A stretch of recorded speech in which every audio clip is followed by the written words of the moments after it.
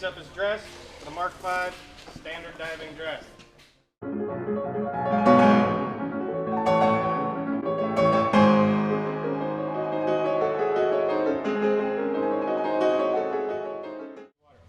Alright, come around the front of the bench. First thing we're going to do, we're going to bend over, grab the bench. Tenders are going to tie the 2 legs lines in the back of the suit.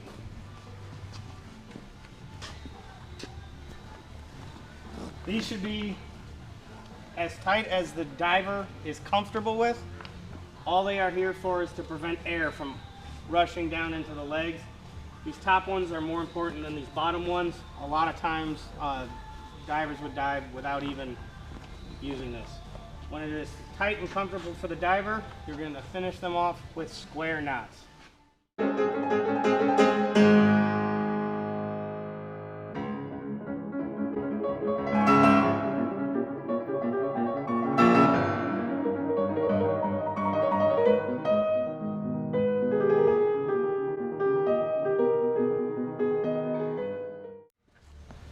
Breastplate goes up and over the diver's head with caution not to hit the diver in the face.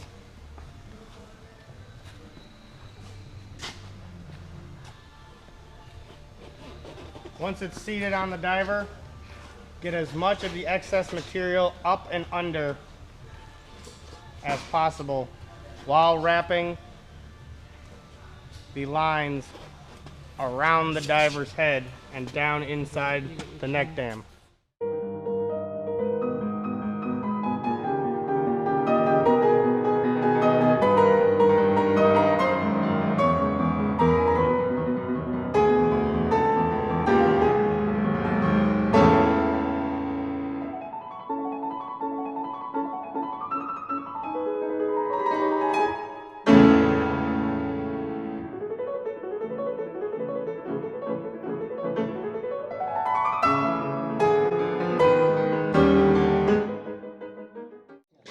All right, at this point, all of the bolts and the spacers will be divided equally between the front and rear tender.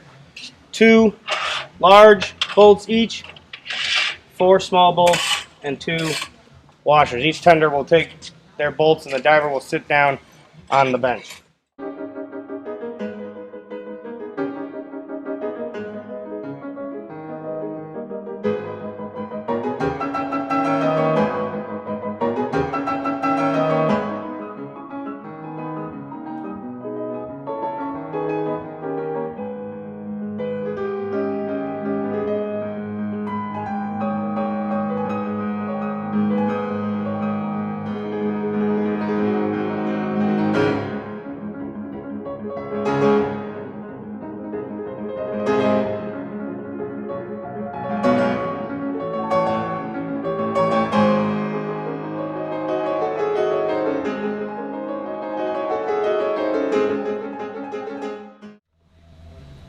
Once the shoulders have been tightened down, the shoes are next. Tenders will put 1 foot on the toe. Diver will put his feet into the boots.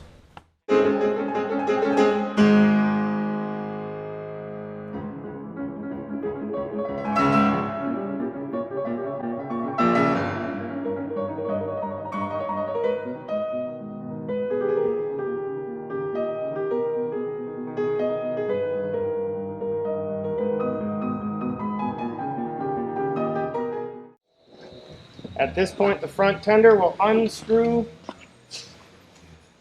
this nut, which is known as the bastard nut, off the bastard stud. You can tell it's the bastard nut and stud because the stud is longer. He will unscrew it from here and secure it to the next highest nut.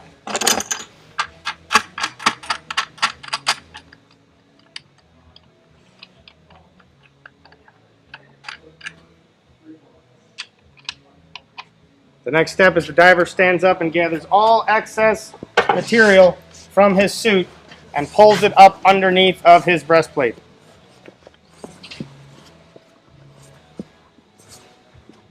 Once he's gotten all of his excess material up underneath of his breastplate, the diver sits down and prepares for the weight belt. Not yet. Both tenders, grabbing the strap and the buckle, pick up the weight belt. The diver sticks his hand straight out and they bring it to his chest. The diver then grabs the weight belt to support the weight and holds it up.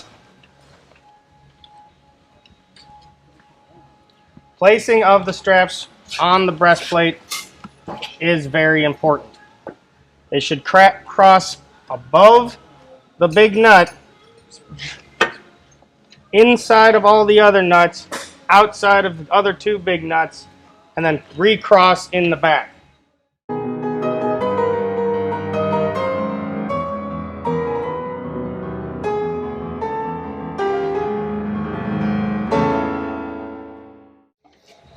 Ready? The diver then stands assisted by the tenders. The jocking strap is brought around to the front, where it is looped up through. The front tender will squat down while the back tender assists the diver. The diver will squat down as well and stand up. The front tender will grab as much weight belt as possible. The diver will squat a second time. The front tender will pull as much weight belt as possible, secure it, and the diver stands up. The jocking strap is tied in a knot. The diver is now in what we call full jock and may now sit down. It is now that the two lines may be removed from inside of his neckband and left to dangle. Heading procedures for the Mark V. Ensure that the air is turned on through the Mark V and the air control valve is shut off. Off, off, air coming to you.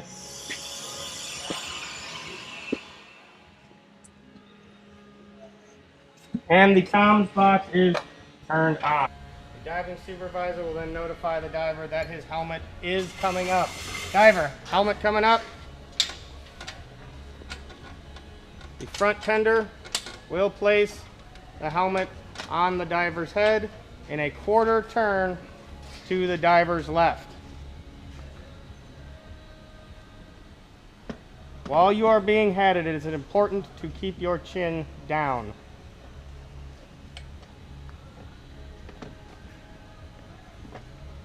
Seated. The helmet is then rotated into place as close as the line in the front of the helmet allows.